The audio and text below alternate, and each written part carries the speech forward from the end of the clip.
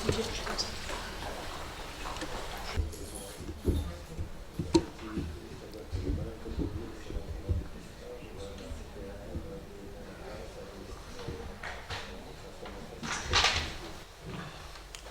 et messieurs, monsieur le directeur adjoint de l'ARS, monsieur le directeur adjoint de la CPM, monsieur le directeur général donc du CDC Nouvelle-Aquitaine et des Landes, monsieur le président de la Ligue, je vous souhaite la bienvenue.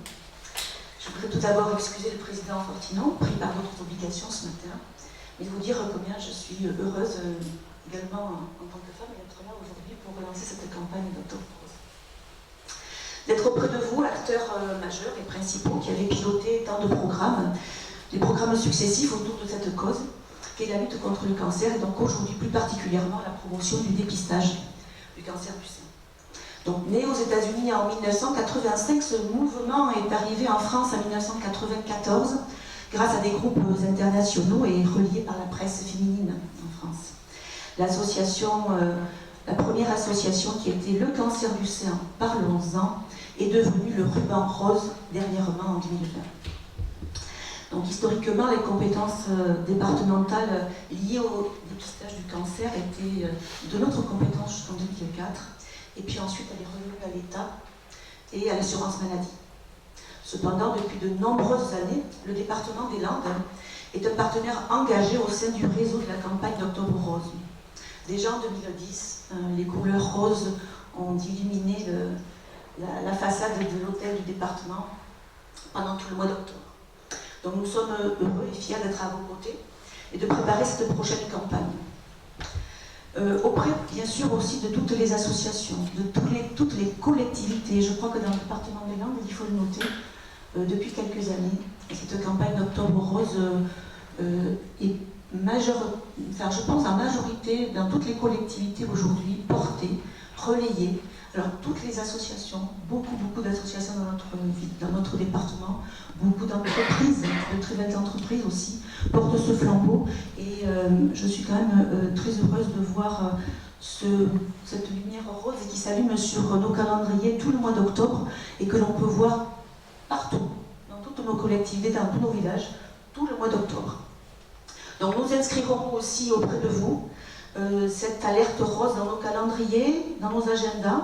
Nous essaierons de participer majoritairement à toutes ces animations, mais surtout je voulais renouveler notre partenariat et notre volonté d'être à vos côtés pour lancer cette campagne cette année encore. Alors je rappelle que nous sommes partenaires de la Ligue, les partenaires de la Ligue, et également d'une association plutôt tournée sur les enfants, cancer auprès des enfants. Donc ce petit mot d'accueil pour vous souhaiter de beaux travaux encore cette année, que ce fameux dépistage, que chaque famille, chaque adulte, chaque enfant puisse trouver auprès de vous, qu'il soit confronté une fois, mais aussi deux fois, ou parfois plusieurs fois dans une famille, puisse trouver auprès de vous réconfort et soutien. Et donc le département sera également à vos côtés pour apporter ce soutien. Voilà, mesdames et messieurs, si je peux le résumer ainsi, essayons de porter ce message de dépistage qui piste en nous aussi, ici aussi. Même au travail, je pense que c'est quelque chose qui était cher aussi à la Ligue, également au travail et partout. Donc, tous les moyens seront bons pour favoriser cette action de dépistage. Voilà, merci beaucoup et bons travaux.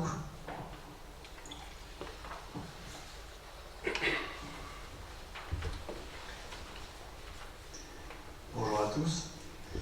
Donc, en tant qu'adjoint à la direction départementale des Landes de l'ARS, je suis très heureux d'être présent parmi vous pour lancer cette fameuse campagne Octobre Rose, qui est un événement maintenant reconnu, qui n'a plus à faire ses preuves.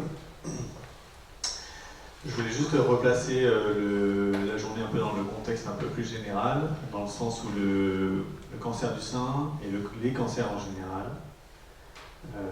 sont la première cause de mortalité, l'une des premières causes de mortalité en France, et donc reste un défi majeur en termes de santé publique que le gouvernement adresse en publiant notamment cette année la stratégie décennale de lutte contre le cancer qui se déploie jusqu'à 2030 et dans laquelle s'inscrit le gouvernement et donc la politique des ARS. Il y a deux axes majeurs que nous poursuivons. La première est d'améliorer la prévention et le dépistage du cancer, des cancers. Et donc c'est là qu'on s'appuie fortement sur le CRCDC qui a été structuré depuis quelques années. Cette partie sera présentée plus précisément par le directeur général du CRCDC Nouvelle-Aquitaine. Et le deuxième action majeure est la structuration et l'amélioration de la qualité de la filière de soins et l'accès à l'innovation pour les populations. Donc ces deux axes sont portés par l'ARS en délégation départementale et mobilisent l'ensemble des acteurs qui sont ici présents. Donc ça c'était pour le panel plus global. En précision sur le dépistage du cancer du sein, et notamment Octobre Rose, il y a deux messages que je voulais faire passer. Le premier, c'est que donc la prévention du cancer du sein concerne à la fois le dépistage, mais aussi la prévention au sens large, c'est-à-dire tous les éléments de prévention environnementale comme l'alimentation, la qualité de vie, l'hygiène de vie, sont aussi à prendre en compte. Ça se travaille toute l'année. Et Octobre Rose permet d'en parler spécifiquement sur le dépistage, mais il faut garder en tête que c'est des habitudes de vie à prendre tout au long de l'année.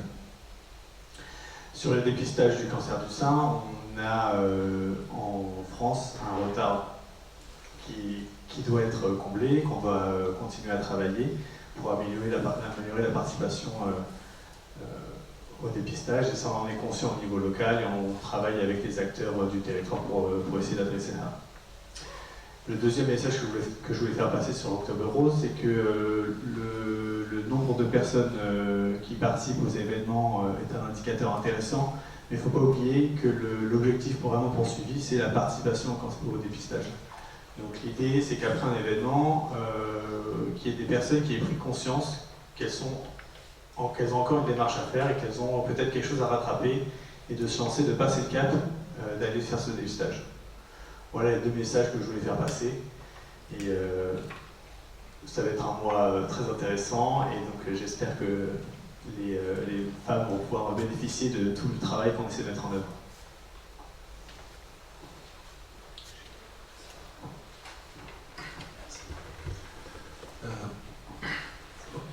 Bonjour à tous, donc, Julien Méry, directeur adjoint de la Caisse Primaire d'Assurance Maladie.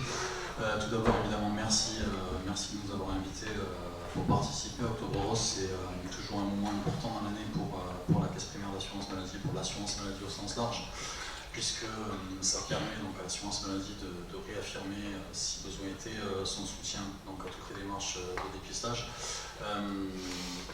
J'avais prévu de dire ce que vient de dire le docteur Sainte-Croix, c'est-à-dire que, je ne vais pas le paraphraser, mais en gros, ça veut dire qu'au moins l'ARS et l'assurance maladie sont complètement en phase.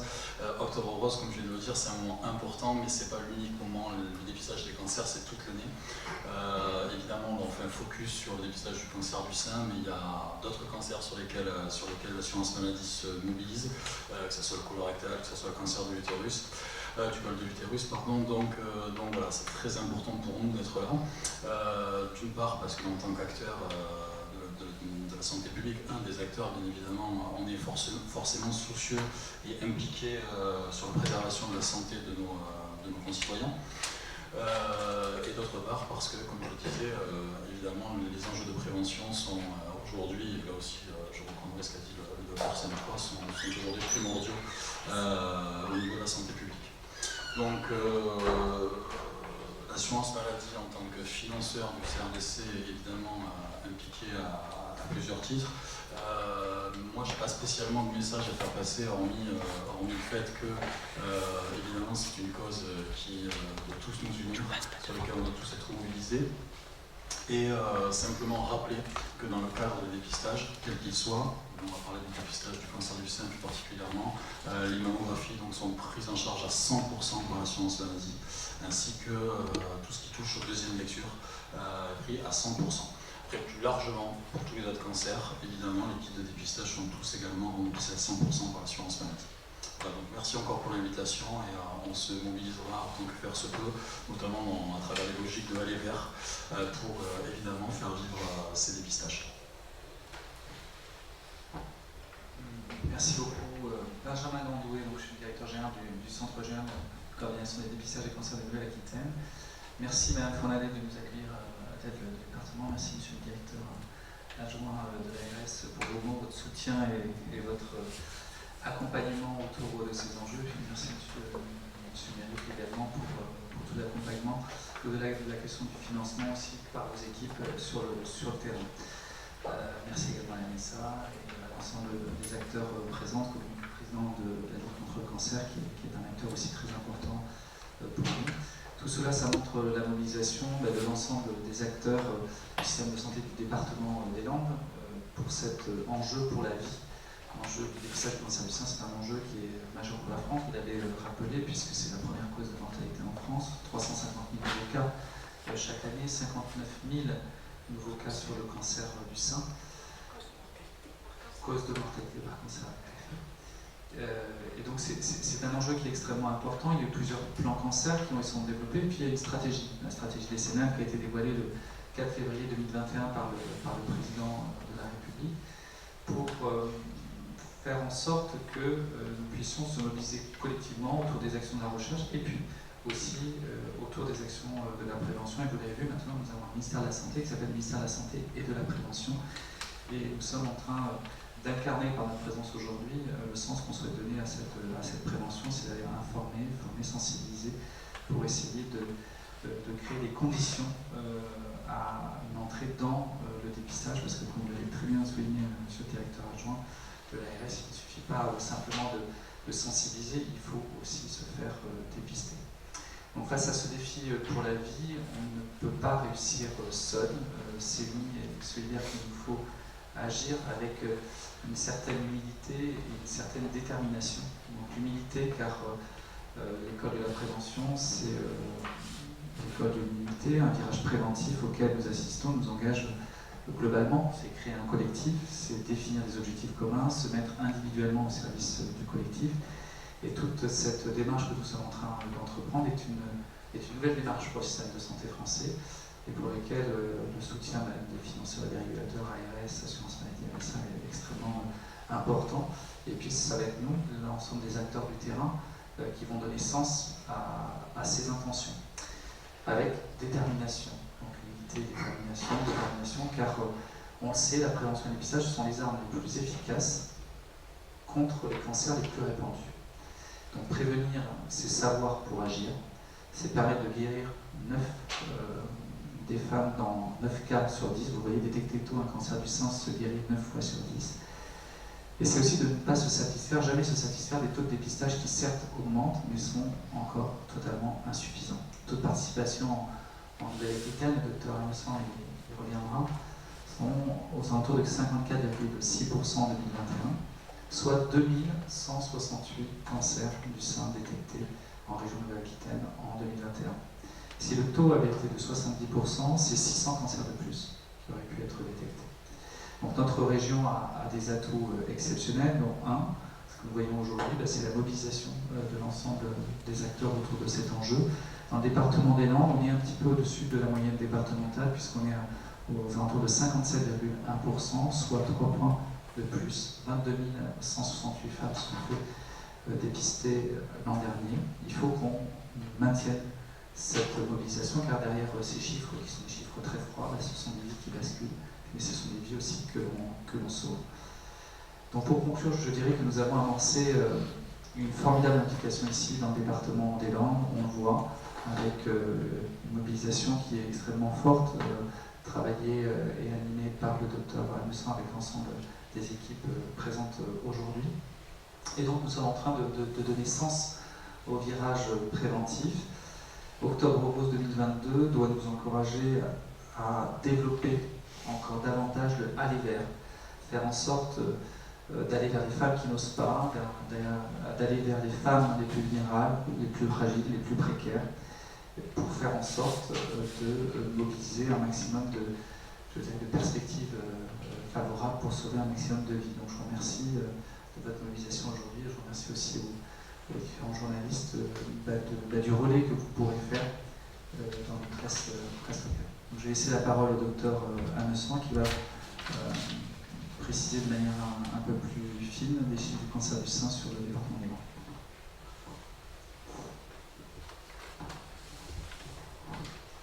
Merci M. Gondoué, merci à tous d'être présents. Mon intervention va s'articuler autour du point chiffré du cancer du sein sur les 3 dernières années.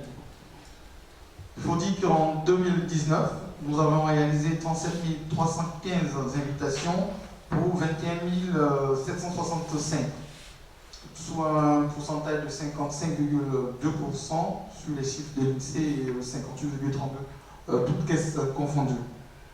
Nous avions à l'époque 41 radiologues en premier lecteur pour 15 cabinets, avec un délai entre l'invitation et les résultats de 29 jours pour 4,6% de positifs, 4,6%. Les choses se sont un peu compliquées en 2020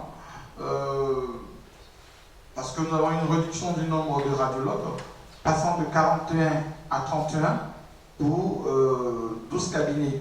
Néanmoins, le CRCDC a poursuivi son activité avec 35 556 invitations pour 20 675 mammographies réalisées, soit 54,10% de participation. Par contre, il y a eu un allongement du délai, passant alors de 29 à 101 jours. Donc, la réalisation de la mammographie et des résultats, nous étions sur 43 jours. Et 4,6% de positifs. Les choses se sont améliorées en 2021 du fait de la réorganisation d'une communication et des réunions avec les centres de radiologie. 37 771 invitations ont été envoyées pour 22 168 mammographies réalisées, comme le disait tout à l'heure M. Gondoué. Nous étions à 54,6% de taux de réalisation. Et nous avons pu réduire le délai de 101 jours à 29 jours. S'agissant du premier semestre 2022, nous sommes à mi-chemin, 16 601 invitations pour 10 401 mammos de réaliser, soit 60%, avec un rendu positif de 2,22% de femmes. Voilà, tout ce que je peux dire sur les chiffres. Je peux dire que nous sommes toujours sur une bonne lancée. En valeur absolue, les chiffres sont bons, mais il est important de poursuivre notre activité de sensibilisation afin de ne pas baisser les bras. Merci.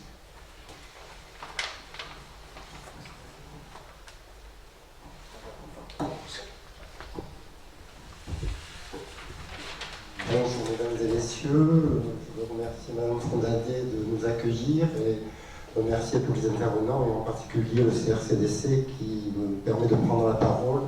Alors je vais lire ce que j'ai écrit parce que je improvise très mal et il me semble important de vous présenter l'action de la Ligue contre le cancer dans son action de prévention et de promotion des dépistages.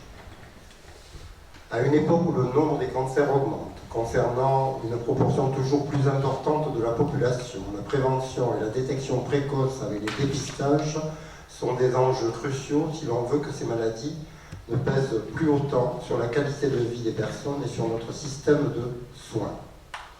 Inscrite dès sa création dans les missions de la Ligue contre le cancer, la prévention a toujours été une mission très importante dans ses activités.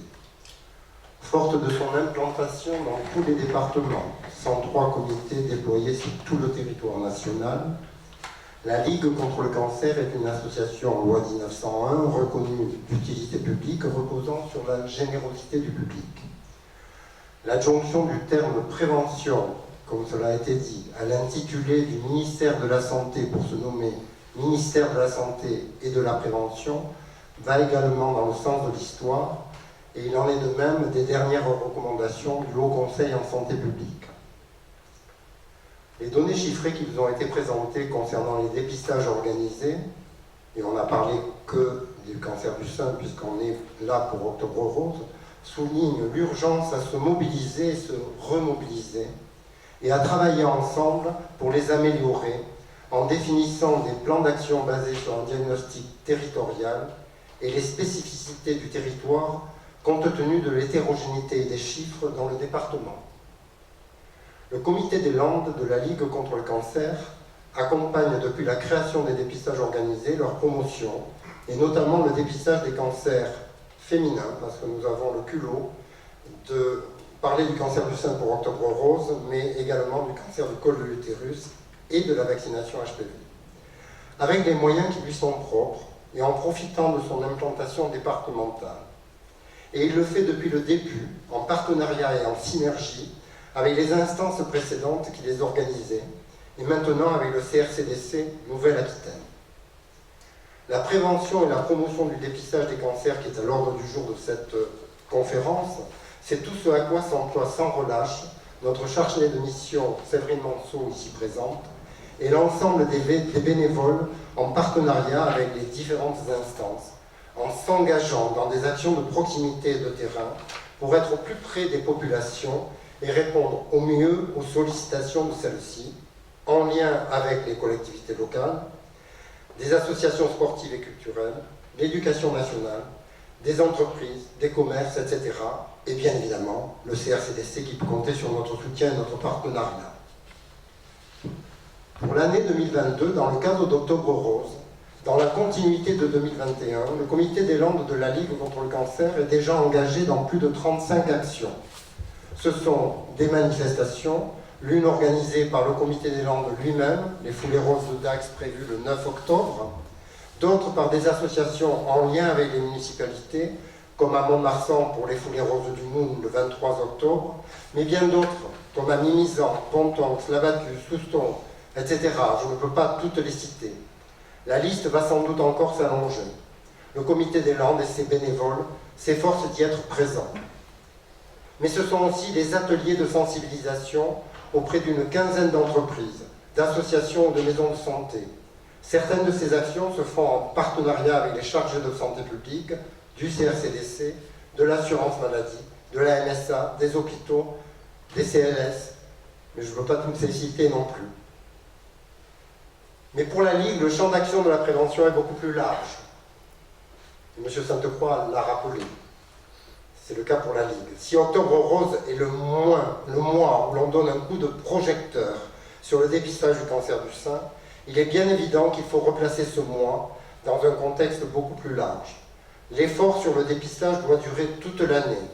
Et si le dépistage est un des maillons importants de la lutte contre le cancer, il n'est qu'un des éléments de cette lutte.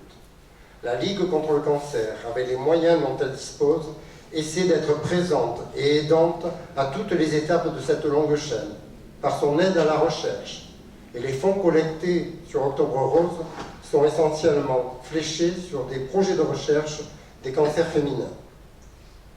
Par des actions de prévention, lutte contre le tabagisme, la consommation d'alcool, la promotion de l'activité physique et d'une alimentation saine et équilibrée, la protection solaire, etc., auprès de tout public, dont les plus jeunes, dans les écoles en particulier. Par son accompagnement des personnes malades et des proches aidants, aide financière, divers soins d'accompagnement, individuels et collectifs, dans les espaces Ligue, à Dax et à Mont-Marsan, mais aussi dans des antennes comme à Pérorade, et au domicile. Par sa mission de plaidoyer et de défense des droits des malades. Octobre Rose, c'est l'occasion d'une mobilisation de l'ensemble des partenaires et de très nombreuses municipalités du département, de la Ligue contre le cancer, mais aussi d'autres associations qui œuvrent auprès des malades, et que je veux quand même saluer ici. Nous devons tout faire pour que cette mobilisation aboutisse effectivement à une augmentation de la participation de la population au dépistage organisé. Je vous remercie.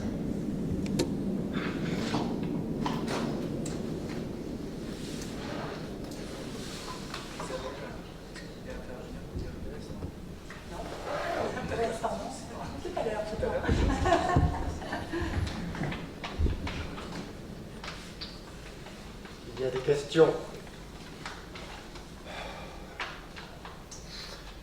question sur les chiffres. Si j'ai bien compris, sur l'ensemble des invitations qui sont envoyées, seulement entre 50 et 60% des femmes répondent, c'est-à-dire vont passer un test. Comment vous expliquez les 50-40% qui ne répondent pas du tout? Est-ce qu'il y a des études là-dessus pour savoir pourquoi elles n'ont pas répondu? C'est quoi les critères selon lesquels elles n'ont pas répondu en fait? Ok, donc il faut toujours prendre un delta.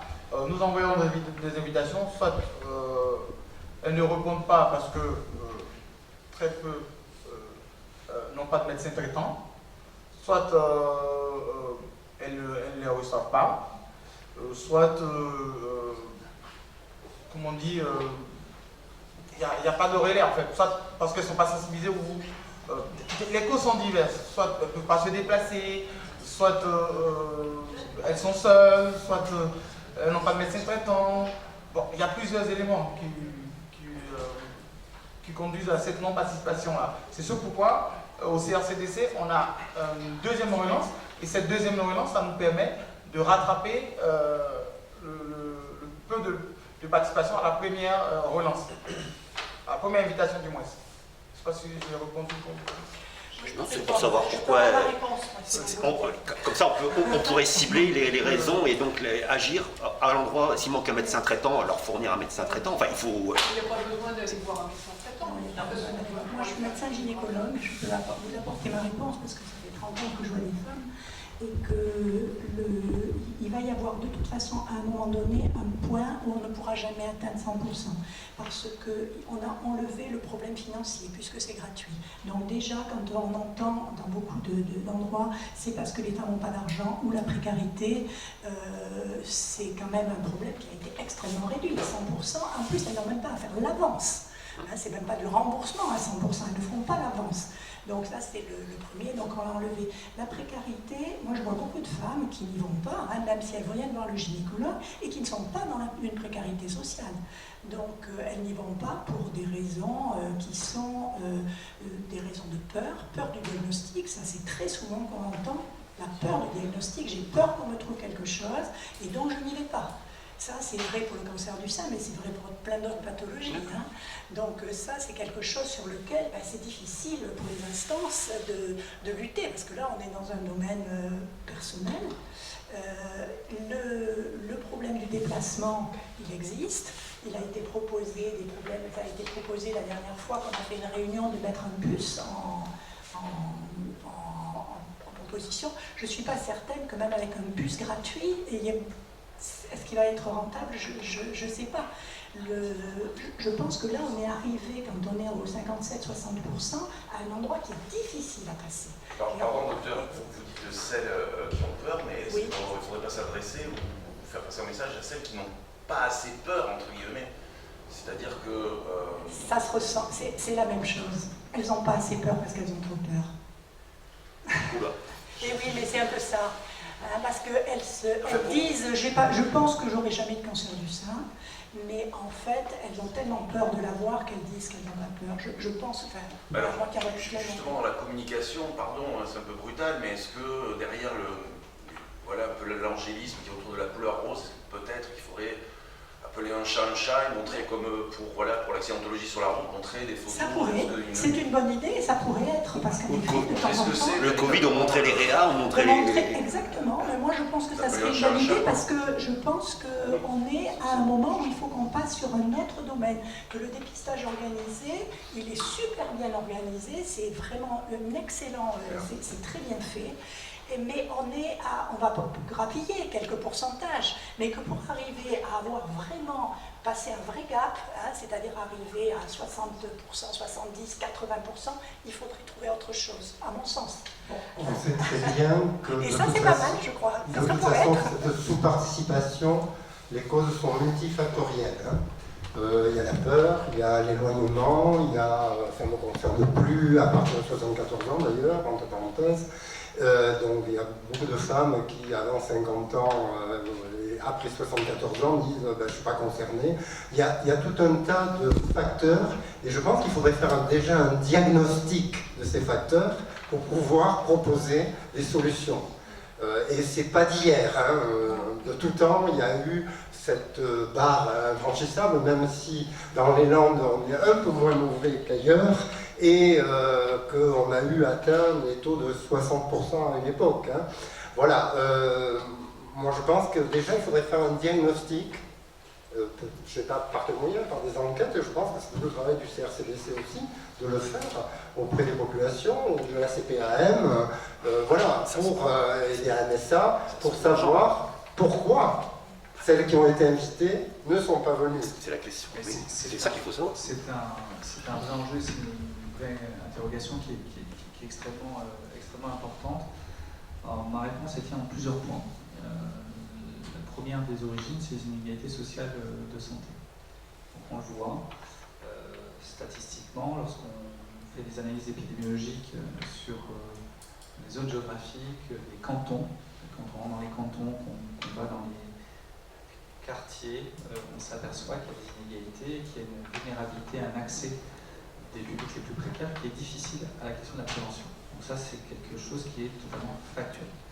Ensuite, vous l'avez évoqué, il y a les inégalités territoriales de santé, c'est la question de l'accès aux soins. Et c'est pour ça qu'on essaie de développer la notion de aller vers.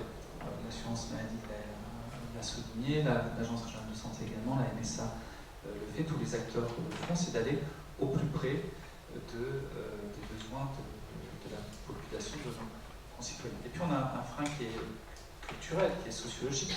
Et c'est pour ça aussi que le ministère de la Santé aujourd'hui s'intitule ministère de la Santé et de la Prévention.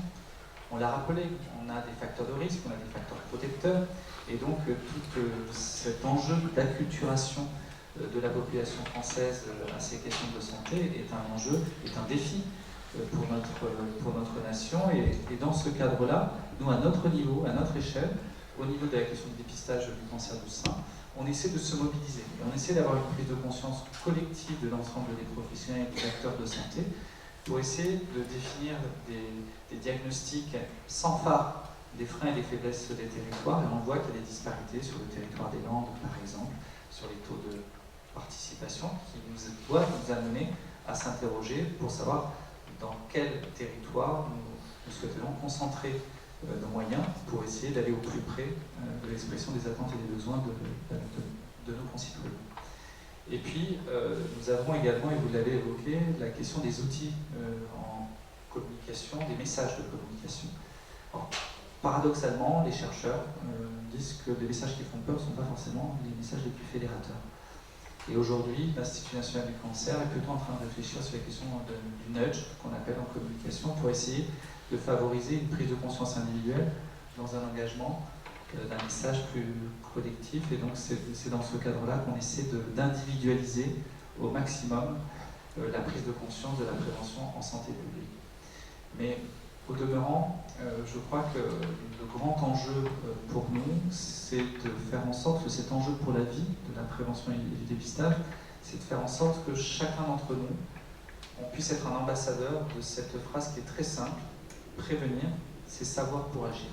Savoir pour agir sur sa santé.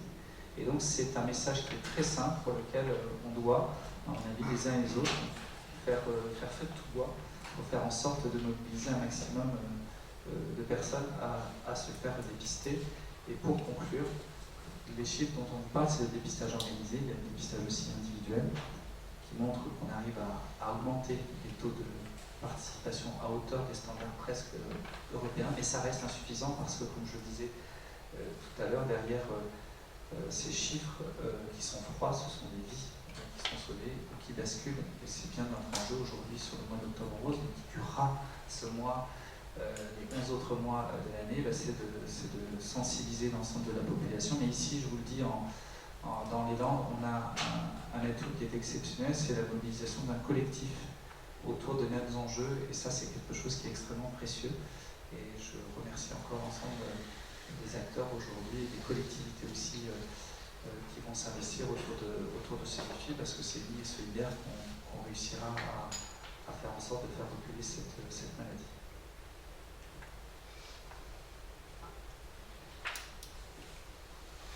D'ailleurs, pour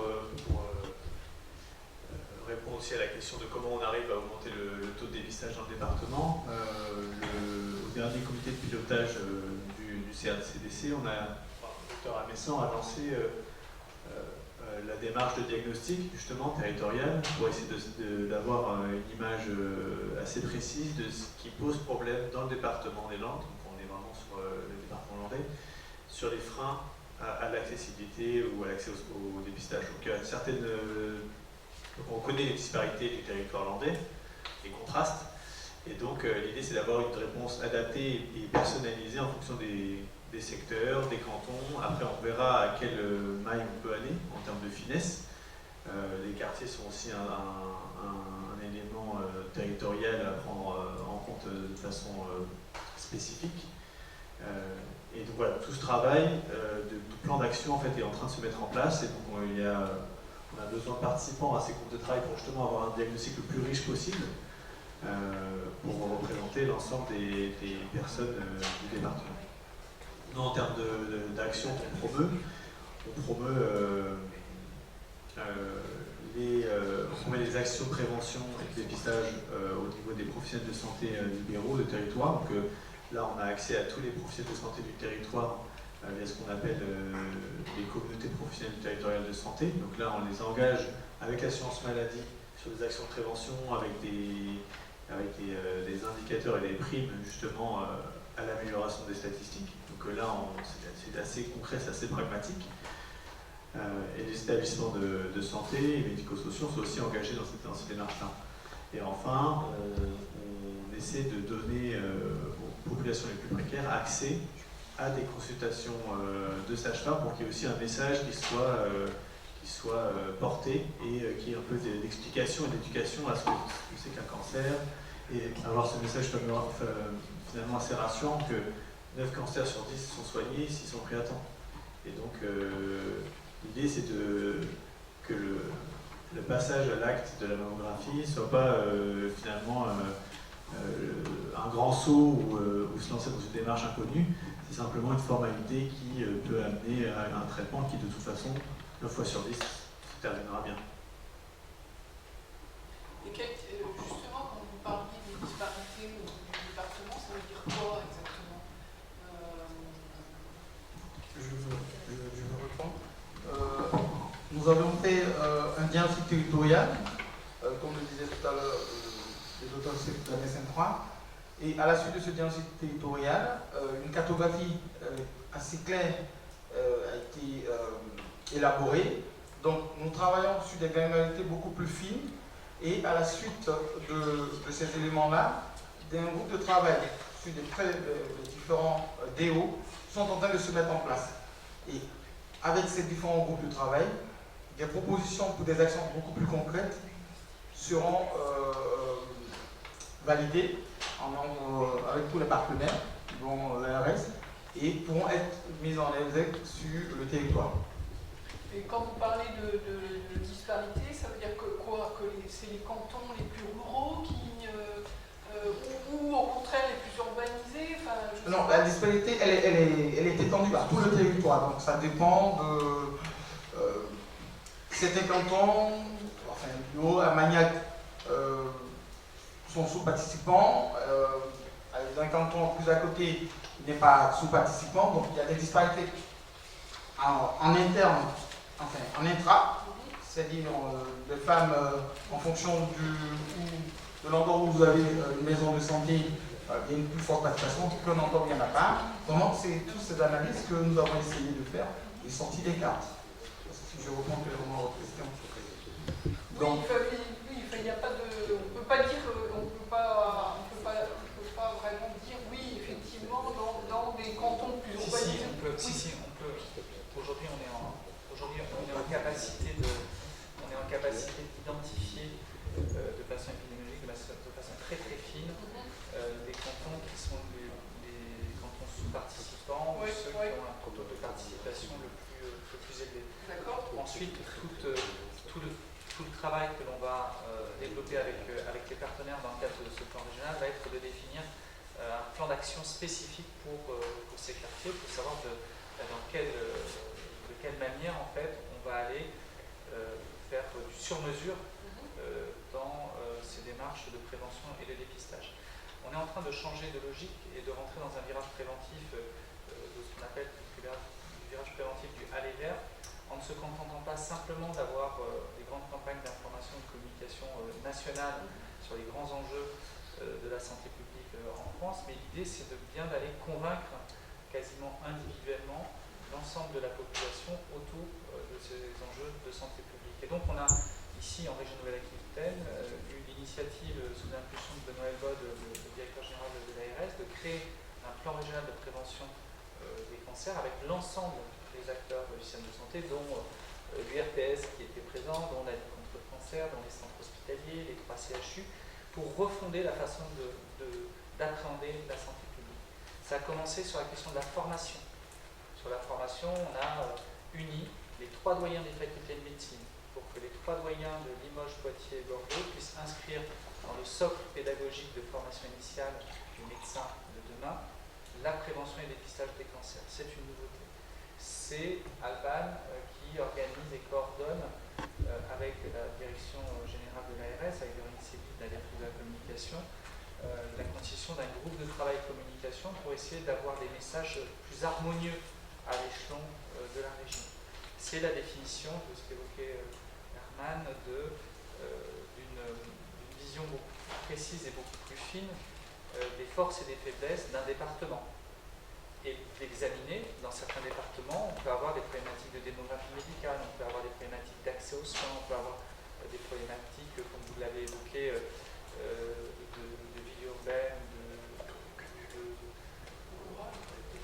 ou de ruralité. Donc toutes ces questions-là, en fait, sont des questions qui sont recensées et qui sont actuellement recensées pour définir ensuite des actions en commun. Et ça, c'est une nouveauté, c'est-à-dire que la région Nouvelle-Aquitaine est pilote au niveau national sur cette façon d'appréhender la prévention en santé publique, non plus de façon globalisée, mais vraiment en développant des actions sur mesure. Donc là, on est dans une phase de diagnostic, de définition d'actions. D'ici la fin de l'année, on aura des actions précises autour d'un territoire sous-participant, d'un public cible, et après un programme qui pourrait être un programme libre, suivant la mobilisation des partenaires. Et ça, c'est ce qu'on va développer pour ensuite évaluer l'impact en santé des actions que l'on produit. Et l'idée, c'est de pouvoir, de l'expérience qu'on va retirer des Landes, pouvoir ensuite essaimer sur l'ensemble de la région Nouvelle-Aquitaine des actions, on espère, feront augmenter le taux de participation. Parce que vous parliez aussi des pôles de santé. Ça veut dire que les gens qui sont éloignés des pôles de santé, enfin les femmes en l'occurrence, ne répondraient pas à cette démarche de dépistage. Ça veut dire que dans un... Enfin, je ne sais pas, Non. La question des pôles de santé, on veut s'appuyer sur les CLS, on veut s'appuyer sur les CPTS, et à l'intérieur des CPTS, ce sont tous... Ça veut dire quoi ça comité professionnel territorial de santé. D'accord. Donc c'est un groupement où tous les acteurs de santé sont au siège. Donc nous allons, comme disait tout à l'heure M. Gandoué, des exercices de formation de ces professionnels-là pour porter le message un peu plus individuel aux patientes qui viennent consulter. Donc plus nous avons un territoire où il y a des maisons de santé, où il y a plus d'acteurs, ou du moins de professionnels de santé, plus le message sera individualisé et il sera beaucoup plus porteur.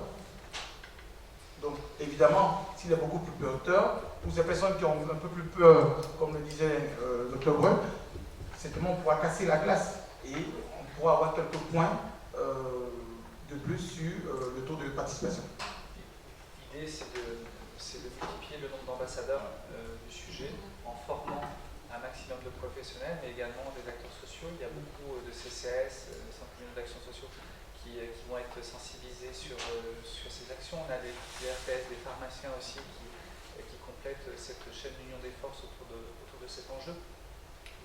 L'idée est véritablement de pouvoir mobiliser et sensibiliser l'ensemble des professionnels de santé, mais également des acteurs sociaux autour de cette démarche. On est bien dans une approche vraiment d'un virage préventif fort en complément au curatif qui est aujourd'hui reconnue dans notre système de santé.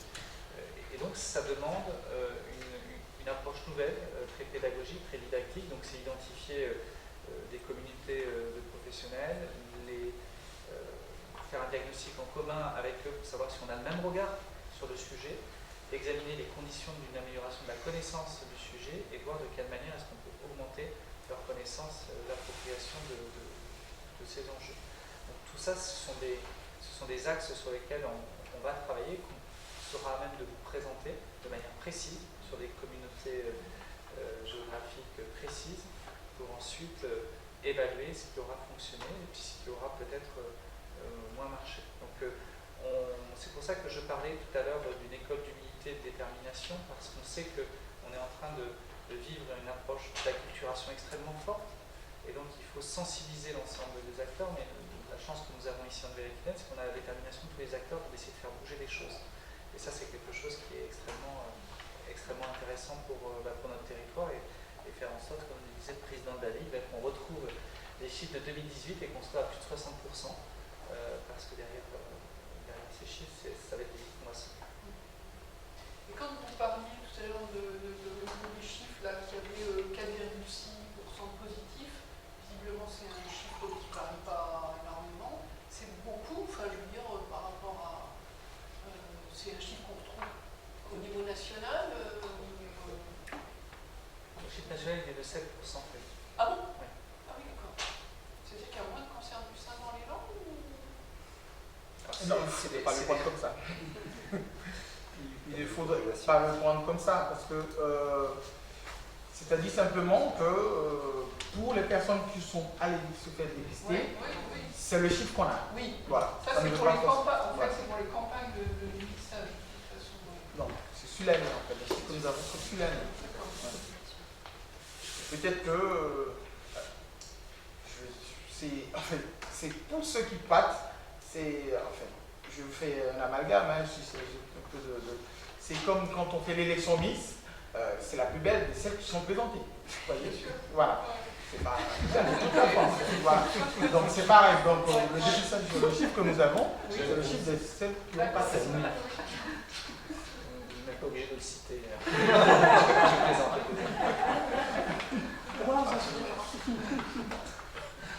Non, mais par contre, effectivement, si je peux me permettre, c'est très intéressant ce que vous venez de dire, parce que la question peut aussi être sur est-ce que les Landaises qui participent au dépistage sont les personnes qui sont concernées au premier titre. Est-ce que du coup, si on avait plus de participantes, est-ce qu'on ne s'adresserait pas plus à des personnes plus susceptibles de développer du coup cette pathologie-là? Il y a des études qui s'appellent l'étude MyPep sur lesquelles on essaie d'avoir une approche plus discriminante en fait du choix des invitations. Donc il y a des études qui sont développées à l'échelon européen. Le CRCDC y participe dans certains départements, et pour lesquels on vérifiera justement l'efficacité. Donc ça fait partie par contre des zones d'exploration, d'innovation sur lesquelles on réfléchit avec d'autres acteurs. Ce que vous dites, madame, c'est juste pour le cancer du col. Non, c'est de façon beaucoup plus générale, en fait, c'est pour rebondir sur ce qui a été dit tout à l'heure sur les inégalités sociales en santé. On sait très bien que les personnes les plus fragilisées socialement sont les plus éloignées de tous ces sujets de santé au-delà du dépistage, et qu'à un moment donné, ces personnes sont souvent fragilisées, plus exposées que d'autres. Le cancer du sein, ils sont plus exposés au cancer du sein. Ils sont plus exposés à plein de choses, plus au cancer du sein. Mais pas moins non plus, mais pas moins. Donc voilà, pas moins, c'est ça surtout. Il ne faut pas oublier. Est-ce que, excusez-moi, on parlait pour les chiffres là, est-ce qu'on sait à peu près chaque année combien il y a de femmes dans les Landes à qui on annonce qu'elles ont un cancer du sein? Oui, c'est le chiffre que nous donnons. Quand je prends l'exemple de l'année dernière, c'est 4,5%. 86 pour... Voilà. 86 ont été femmes ont été dans le cadre de la deuxième lecture en 2021. Donc il y a eu 2168 cancers du sein diagnostiqués dans le cadre du dépistage organisé, et 86 ont été dans le cadre de cette deuxième lecture. Il y a certainement plus de femmes qui ont un cancer du sein dans les Landes parce qu'elles ne sont pas dans le dépistage organisé. Oui, non, mais là, on ne vous parle que de chiffres des femmes de 50 à 74 ans. Et bien évidemment, il y a plein d'associations notamment qui s'intéressent à des femmes avant 50 ans. Et après 74 ans, nous on essaie de faire passer le message qu'il faut quand même continuer. Et une femme sur 8. Une femme sur 8 est en cancer du sein un jour dans sa vie. Comme ça, dans les langues ailleurs, c'est à peu près le chiffre français. Donc voilà. Et donc là, on s'intéresse aujourd'hui au dépistage parce que voilà, les femmes qui ont le cancer du sein, Ouais, on avait commencé. Alors, c'est ce qu'on avait présenté en comité de pilotage. Il y a un taux de cancer du sein qui est un tout petit peu plus faible que le niveau national, mais je ne suis pas certain que ce soit très significatif. C'est probablement lié à peut-être des comportements par rapport aux facteurs de risque comme le tabagisme, l'alimentation, la pratique du sport. On sait qu'on est un département avec un fort taux de licenciés dans ces sciences sportives, donc c'est peut-être ça. Mais bon, voilà, c'est pas des éléments qui nous dispensent d'avoir une action sur la prévention du dépistage. C'est à la marge. Il y a quand même, ça reste la première cause de décès et le cancer, première cause de décès, et le cancer du sein, première cause parmi les décès. Donc bon, voilà, ça reste un sujet important. Donc c'est pas une femme sur 8 dans les mondes, je comprends. non, c'est national. Mais enfin, peut-être que c'est une femme sur 7,98. Oui, c'est ça. Ça va être de cet ordre-là, ça reste. Et justement, un des écueils, par exemple, j'y repense, c'est des femmes qui nous disent je ne vais pas faire mon dépistage parce qu'il n'y a personne dans ma famille qui a eu un cancer du sein. Donc elle mélange le sur-risque qui est d'avoir dans sa famille et le fait de ne pas avoir de sous-risque. Donc ça, c'est quelque chose qu'il faut qu'on explique. Parce que voilà, si on ne l'explique pas, elle se dit non, moi j'ai pas de cancer du sein, il y en a pas dans la famille, donc moi je n'en aurais pas, c'est la même que j'ai. C'est une des raisons, par exemple. Merci beaucoup en tout cas pour votre mobilisation. Merci monsieur le directeur général de l'ARS et merci madame de nous avoir accueillis.